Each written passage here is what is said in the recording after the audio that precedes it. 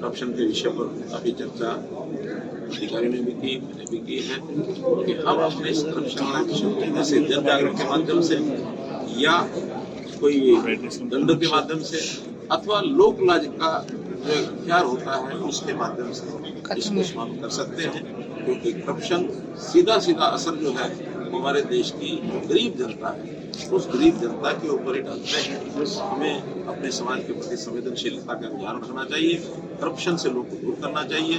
मुझे ये भी एक संतोष है कि पिछले 9 वर्ष में हमने जितना काम किया उसमें करप्शन हमारे प्रदेश में काफी कम हुई है, लेकिन जितनी है उसको भी ना हो इसके लिए सबको हमको प्रयत्न करना चाहिए। ऐसा पहले एनसीआरबी का डेटा देखिए तो 3 गुना ज्यादा केसेस बढ़े हैं, उसको कैसे देखते हैं एनसीपीआर के जो डेटा? देखिए ये बात तो पहली बात तो ठीक नहीं है कि 3 गुना से ज्यादा बढ़े हैं, किसी ने भी आपको जो बताया हो या आपने देखा हो तो ये गलत है।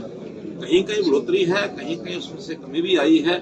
तो ये हर बार जब एनसीआरबी का डाटा होता है वो तो जो स्टेट की फिगर होती है जिस भी स्टेट से आती है उन्हीं को प्रकाशित करते हैं। हाँ, उसमें हमारा डिपार्टमेंट, पुलिस विभाग या अन्य जो क्राइम जिस भी विभाग से संबंधित होता है उसको काम करते हैं तो उसको न बढ़ने दिया जाए, उसको रोका जाए। लेकिन जिस प्रकार के समाज में आर्थिक गतिविधियां होती है उसके साथ कई चीजों का सीधा रिलेशन होता है, तो उसमें भी संस्कारों का विषय, उसमें भी दंड का विषय सब होता है। हम जहाँ कहीं इस प्रकार की कोई राइज उनको देखने को मिली है उसको जरूर अगले सर, ऐसा पहली बार संभव हुआ कि आपके कार्यकाल में इतनी बड़े बड़े अधिकारियों पर कार्रवाई हुई, ऐसा पहली बार संभव हुआ सर? आज भी आपने मंच से एक संदेश देने का काम किया सर भ्रष्टाचार के खिलाफ। देखिए, निश्चित रूप से भ्रष्टाचार अगर समाप्त करना है तो हमें ये कतई विचार नहीं करना कि उसके दायरे में, उसके चक्र में कौन फंसा है।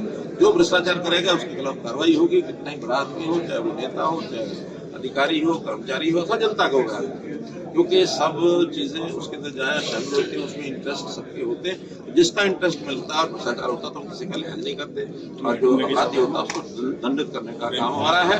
जहाँ तक एक प्रश्न पूछा गया है कि मध्य प्रदेश के मुख्यमंत्री का जो चयन होना है उसमें केंद्र की ओर से मुझे वहाँ एक दायित्व मिला है, वहाँ के प्रभारी के नाते से। सोमवार को वहाँ विधायक दल की मीटिंग की गई है और मुझे दायित्व है तो मैं जाऊँगा।